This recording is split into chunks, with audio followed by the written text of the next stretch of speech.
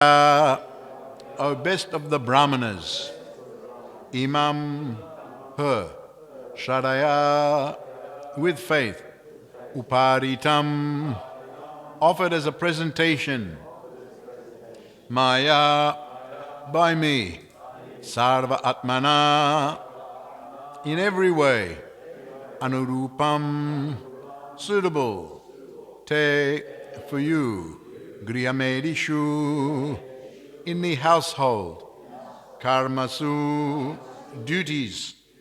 Translation.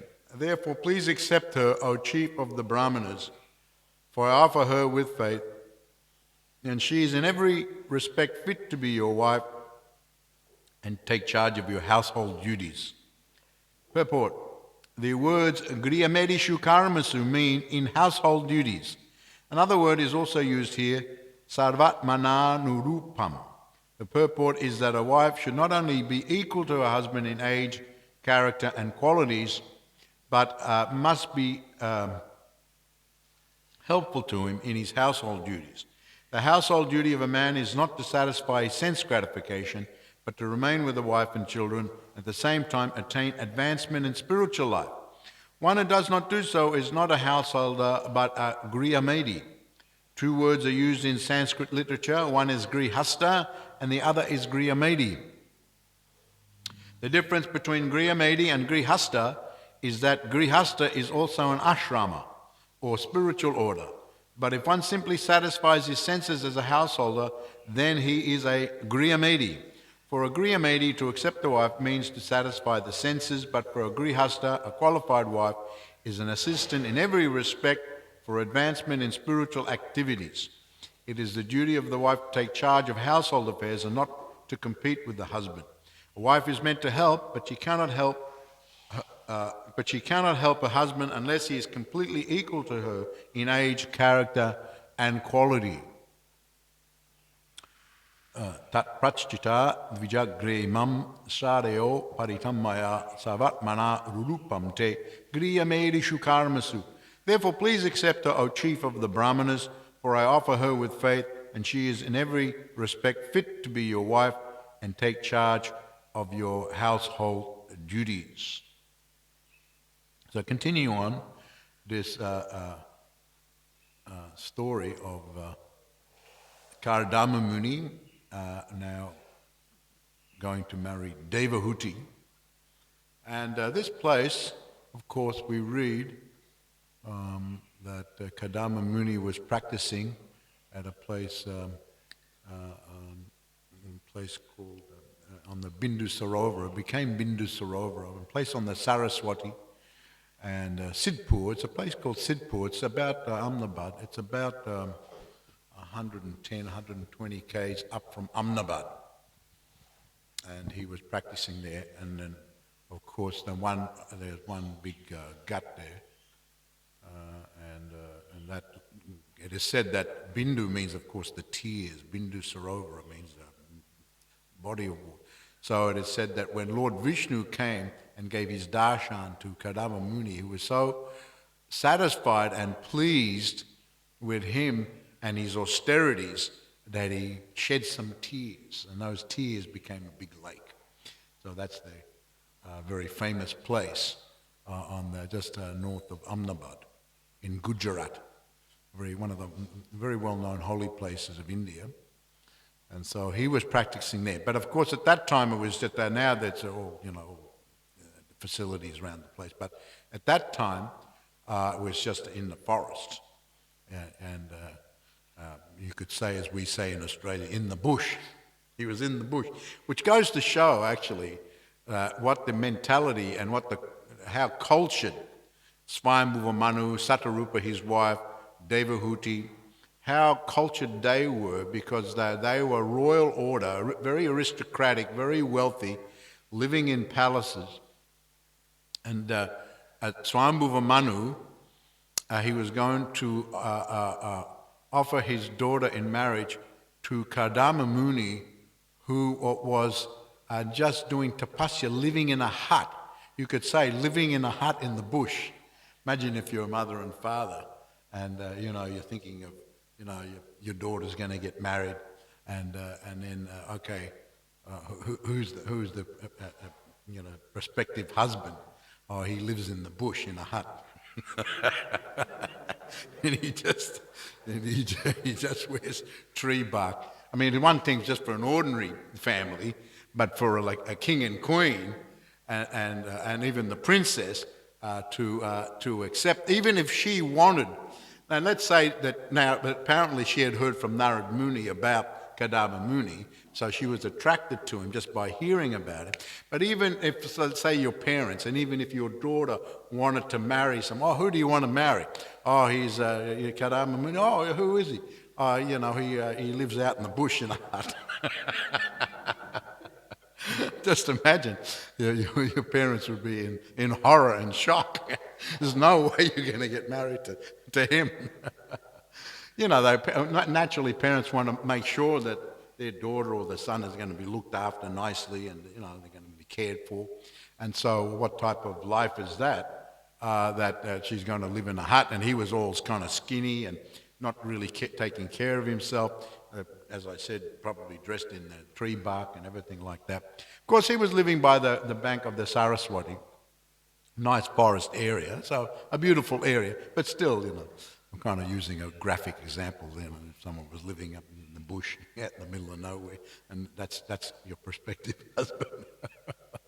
So they wouldn't be too inclined. But nevertheless, we see that Swambhuva Manu and Satarupa and Devahuti were very, very, very honored that, Devahuti had expressed a desire to marry Kadama Muni, and they thought it was very, very nice. So we've been reading through this story here in the Bhagavatam, and as I said, just see how cultured they are, because they knew Kadama Muni, although he was living very austerely and didn't have much in the way of material facility, which they would have liked, obviously, for their daughter to have a nice facility and get looked after. But still, in consideration of his actual very elevated, highly elevated spiritual position and the benefit that their daughter would get from that, and Devahuti also know the benefit I'm going to get from marrying someone who's so spiritually advanced, it outweighs all other considerations. It just outweighs, I don't think I'm going to live in the bush, in a hut, and dressed, you want to be, dressed in a similar type of way, which he actually adopted, and live in a similar way. All other considerations all those considerations were put to the side, and they just saw him as a great exalted personality, and what a great fortune it would be to be in a relationship of husband and wife. So what's been talked about here, the compatibility of Kadama Muni and Devahuti, all things were considered. Of course, in a marriage, we had a very beautiful marriage ceremony here, of course, on the Sunday with Daksha and Sajani. Beautiful ceremony. We're still seeing the nice decorations, very wonderful. And so all the compatibility, they very intelligently spent some time. They were attracted to each other. There was talk of getting married, but they took their time in getting to know one another, and so on and so forth. Here we're reading that, just Devahuti, just by hearing about Kadama Muni. Of course, his reputation, he was a son of Lord Brahma, a son of Lord Brahma. All right, he was living out there in the forest in a hut, but he is a son of Lord Brahman, a very exalted high Brahman. So his reputation and his high quality. So, but there has to be compatibility. Compatibility in as far as what was mentioned. I think it was age, character, and what was another thing that was mentioned? Generally, there's so many considerations in compatibility, especially according to a Vedic understanding of compatibility between a girl and a boy. Generally, there are, the categories. 4 categories I've heard are the most important. One is mentioned here, the age. The age there has to be compatible. And generally, girls mature, especially emotionally, even intellectually, faster than boys. So, so therefore, the boy would be older because he would come into emotional maturity a little later and intellectual maturity a little bit later, so that there's that compatibility of the boy's older and the girl's younger. So that age difference has to be taken in consideration. So age is a factor. Age is a factor. Where they said that the same age, these are general considerations, there may be exceptions. But as a general age, when there's too similar, it is said that there's too much competition there, especially on the man's side, because the wife is a similar age. So generally the girl is younger.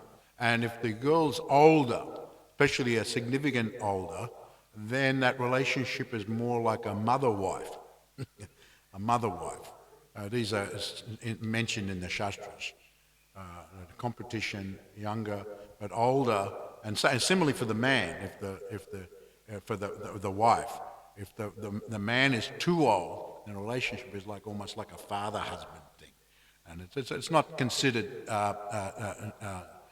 so auspicious to go into something like that. So all these things, age is one, and of course another one that's considered education that might be problematic if the education of each partner, if one has got a high education, someone else has got no education, that could potentially be a problem. You know, some resentment might come there, or even in dealing with one another on that educational level, there might be problems as far as that's concerned. So this is another consideration. Of course, physical and physical attraction and emotional attraction. This is another consideration. And families. So who are the families involved here? Because, you know, you're going to get married, so the boy and the girl marry, but there's going to be a bringing together of the families, the boys' the family, the girl's family. If there's an incompatibility there, that could be trouble. They could start fighting, and then that can affect the marriage also. You know, so, you know, these are main categories of consideration, but when you read through all these types of descriptions of compatibility, according to the Vedic era, there were a lot of considerations. So it's very, very important.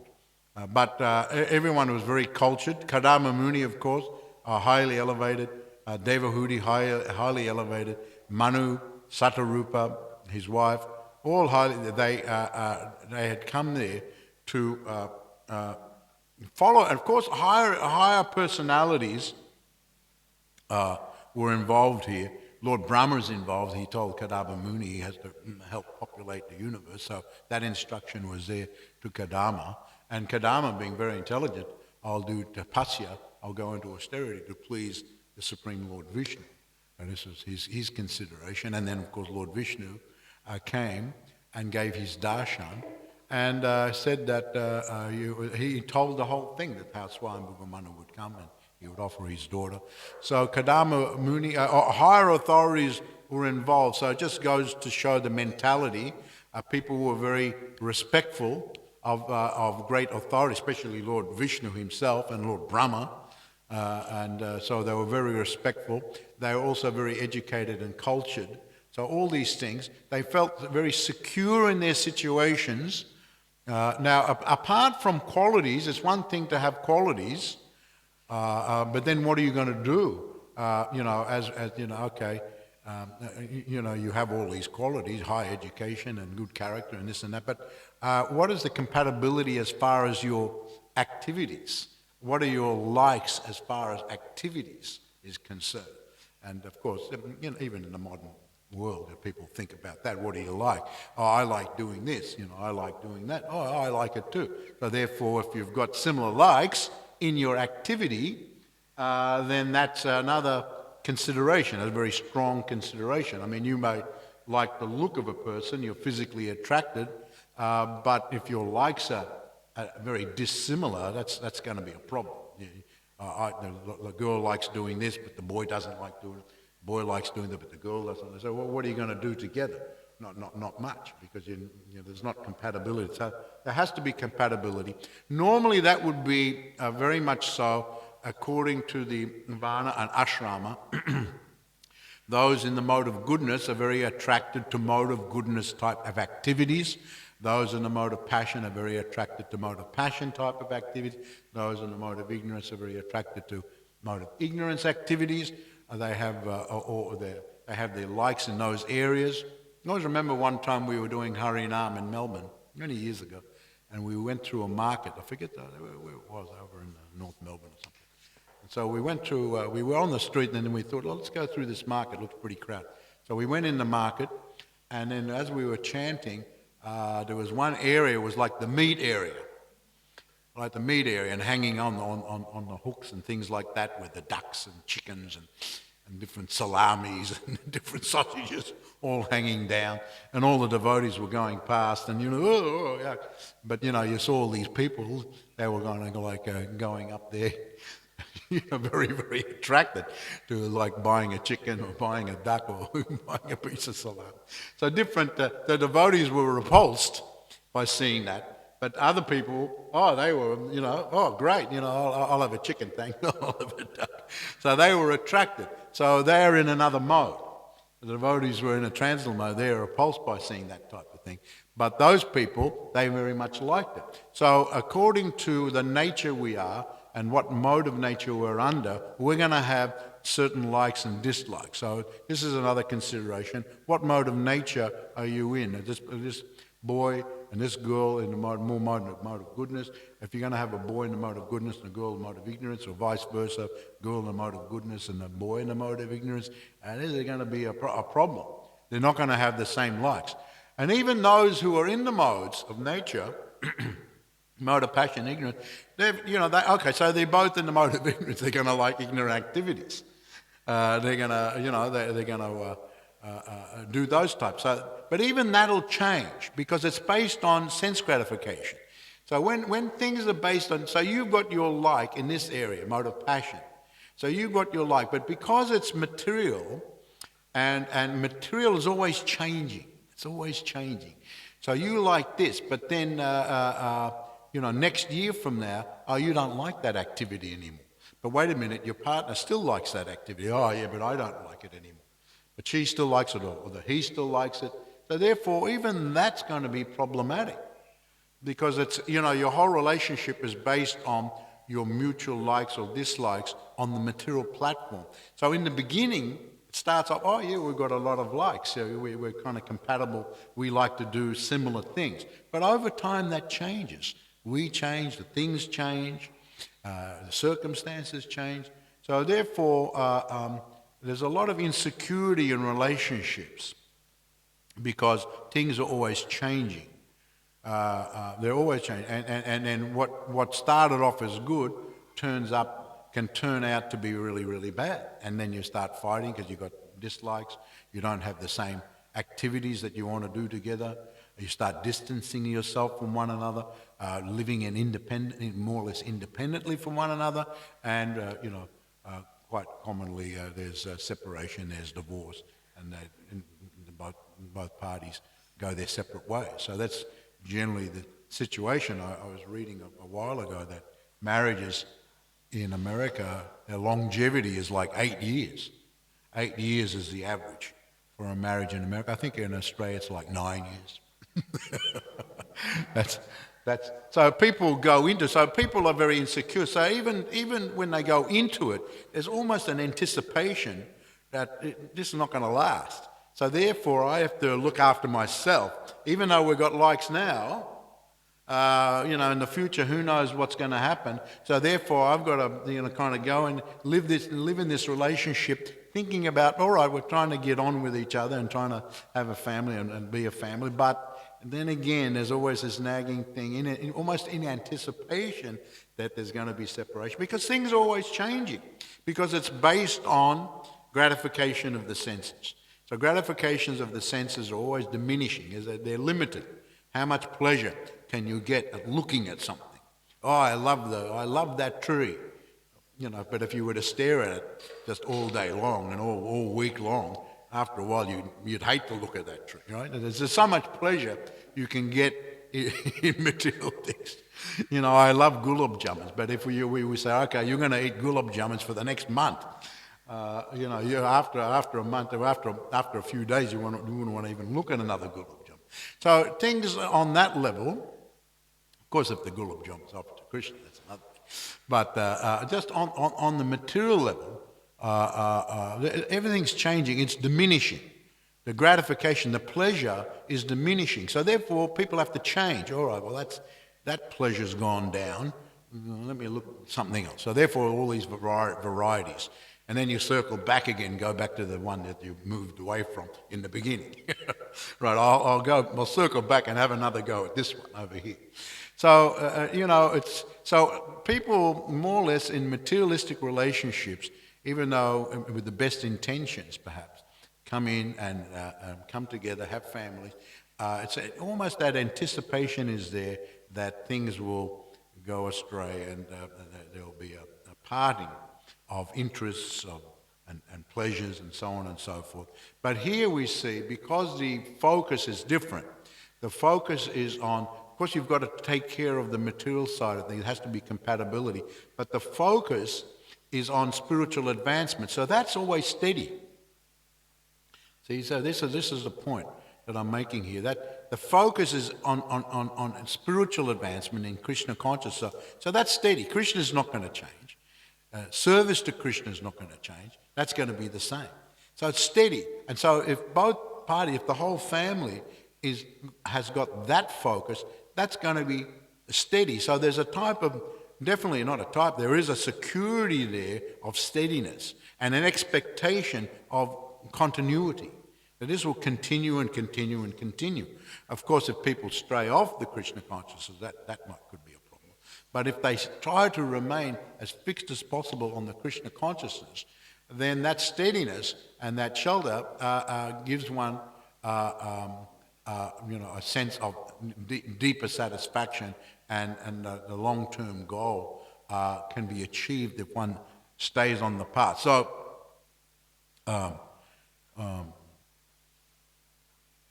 so this is the position of Kadama and Devahuti, their focus, and Swayambhuva Manu and Satarupa also are very favourably disposed. Now, of course, in a materialistic life, it can be, as I said, the opposite. And interestingly enough, Lord Kapila, who comes as the son of Kadama Muni and Devahuti, he himself, later on we'll read in this same Srimad Bhagavatam in the 3rd canto here, he gives a description of the materialistic family life. Prabhupada points out here in the purport there is Grihastha, which is an ashram, a married life in an ashram. In ashram means spirituality. And then there's Griyamedi, which is just the household, but without that spirituality. So there is a difference. And Lord Kapila himself, when he's speaking to his mother, Devahuti later on, gives a very kind of revealing, almost a damning appraisal of the materialistic household life. Griheshu kutadameshu dukantanteshvatang kitatandrita kurvandukapitikaram sukhavan manite. This is what he says later on, we'll read it. The attached householder remains in the family life which is full of diplomacy and politics. Diplomacy and politics. And you've got to be diplomatic. And Prabhupada actually mentions here in the purport that this goes on not only in human society, but even in animal society. There's a lot of, you have to be very, very diplomatic, because it's based on sense gratification. You see, it's based on sense gratification. So you're trying to get gratification from one another. You're trying to get pleasures from one another. So you're dependent on the other one for these pleasures. And so therefore, you have to be careful what you say and how you treat them, or even how you look at them. Because, so therefore, there's a lot of diplomacy and politics. Politics, what to plan in advance, how I should handle this situation. If I want a certain outcome, I have to make this arrangement. So, and then you have to be, as I said, diplomatic. It's not, you choose your words very carefully, how you speak. And not only choose your words carefully, choose how you say them, what tone of voice you're going to say them in, and what type of look you're going to give when you use those words. Yeah, all right, you're asking me, but I don't like the look you gave me, so therefore forget it. So therefore, interestingly enough here, Lord Kapila Dev, who is the Lord, the incarnation of the Supreme Lord, he knows all things. So he says, the materialistic life has got to be full of diplomacy and politics, just in the relationship between husband and wife, and even in the family, the children. As the children grow up, have to be careful. They get into teenage years. All this diplomacy, politics, it's all going on. And now here he goes on to say that the whole arrangement is controlled by acts of sense gratification. The whole thing is based on sense gratification, and a lot of that is, the intention is to gain pleasure from this gratification in the world, but quite often it goes in the reverse. Instead of getting pleasure, you plan to have pleasure, but a lot of misery came from it. You planned to go on the holiday, but when you went on the holiday, just like recently, big floods came down, the whole holiday was ruined, or maybe you got caught in the flood somewhere, you couldn't go anywhere. Some poor fellow I read was tried to get across a swollen creek or something. He was towing his caravan, and his car and the caravan was swept down the river. Unfortunately, they're still looking for that fellow. He got swept away. So things can turn disastrous just like that. And Lord Kapila uses another example. He also says here, just like there's a massive clouds. Oh, look at so many clouds, and it's so huge an arrangement. There's so many clouds in the sky, but as soon as the wind comes, the wind can just blow it out just like that. So he says that material life builds up so many things. So many things are built up in your life, and your assets, your relationships, your activities are built up, seeming like a massive cloud. But then, and Lord Kapila says, but the wind, he says actually the wind of time comes along, and in a moment can be gone. So your house can be gone, just like we've had all these storms, people's roofs were getting ripped off, and so many things like that. Your whole house can go. Just like that, you were secure living. Some devotee told me that they both, he and his wife, were in the living room, and a whole tree branch came through his roof. They were lucky. So at any moment, so just like that. So if we're going to live our life just based on a materialistic kind of attitude, there's not too bright a future there, and Lord Kapila goes on to say that really, if you can, your whole time, not your whole time, but a lot of your time is spent counteracting those things that went wrong. You had the intention was to get this result, but that didn't happen, and perhaps a really negative result came. So therefore, you've got to work to counteract that now. You've got to work to counteract it. So therefore, and then if you can successfully counteract it and things go right again, then now I'm happy again. Right. So he goes so far as to say that I'm just trying to read here. Our attempts to become happy in this world are actually simply a delusion offered by the material energy. He goes so far as to. So he's quite scathing. Lord Kapila Dev is quite scathing in his assessment of the materialistic life or materialistic married life. But he's very. But we know that that Kadama Muni and Devahudi, they were grihastas and living in a spiritual way. So this is spoken of as very, very as a very high, and is spoken of very highly. So this is the goal, and whatever ashram, of course, one is in, whether one is a brahmachari, grihasta, vanaprastha, sannyas, whatever vana. If the center is Krishna, Prabhupada one time he said that Krishna consciousness is very easy. You take I, me and mine out of everything, you just put Krishna there, and success is guaranteed.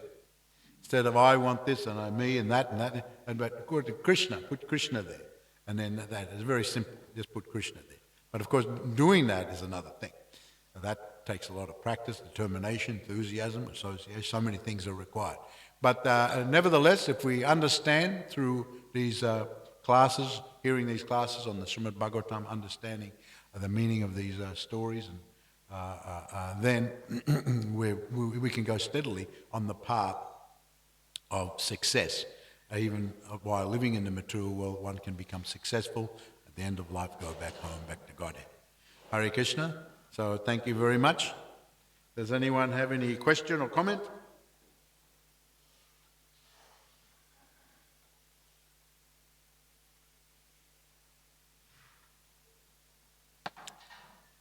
Yes, Ram Prasad.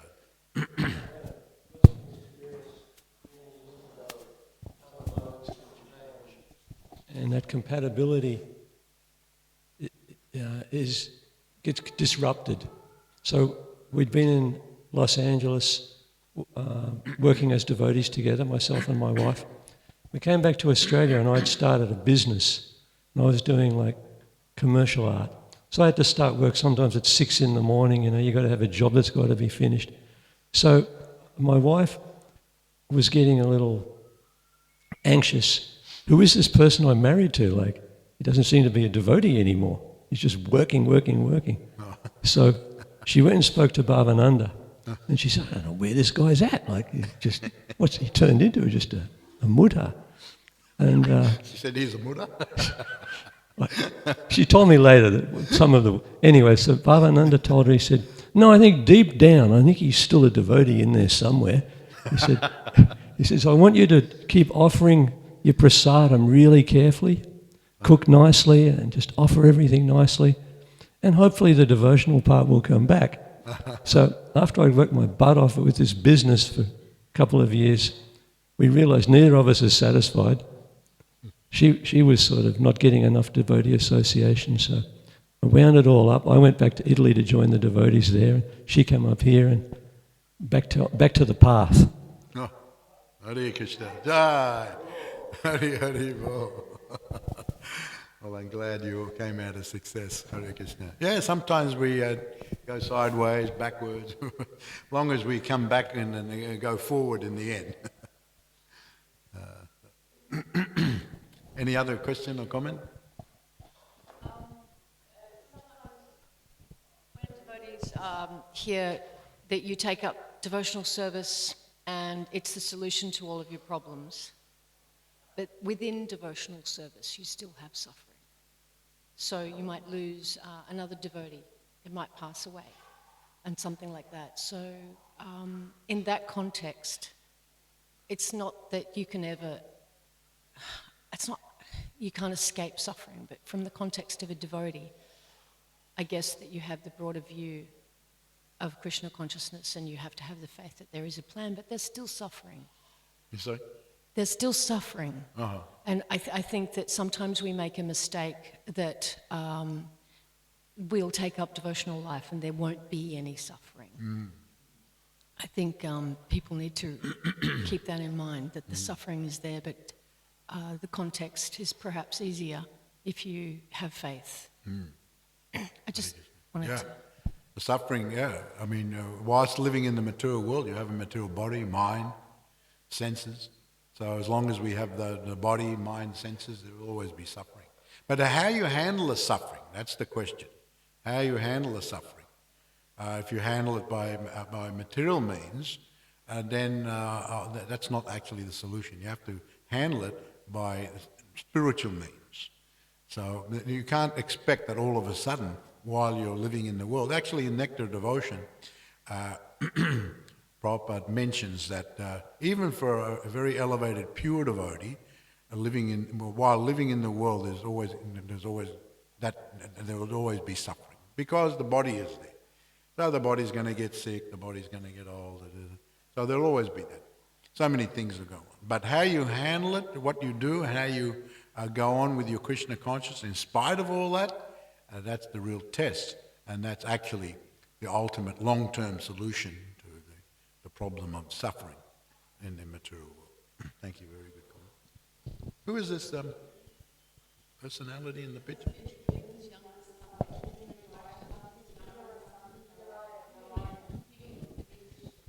Oh, no.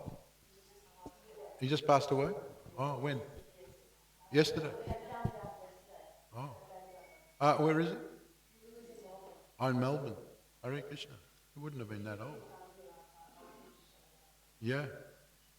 Yeah, I was just trying to think who what. I remember them all as children here at New Govardhana, but... And what was his name again? Narayan. Oh, right, yeah. Oh. Hare Krishna. We give all our blessings to him. That's 34. Hare Krishna. Went to the Gurukul. Yeah, I remember all the kids here, yeah. Right. Hare Krishna. Yes, one final question, yes. Thank you for the class, Maharaj. You mentioned about the average marriage period is 9 years in Australia, something like that. And that means, in average, people don't last over 9 years.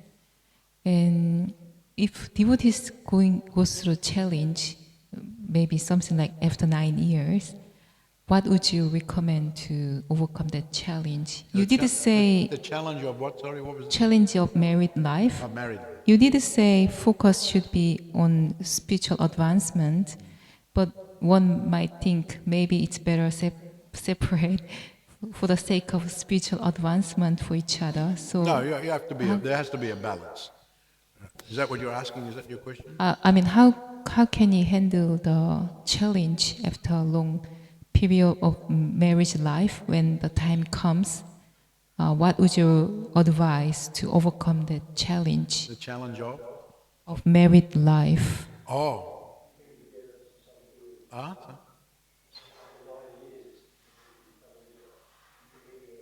No, after 9 years was a... You're saying after 9 years? Yeah, as an example. Yeah. Okay, yeah. Familiarity.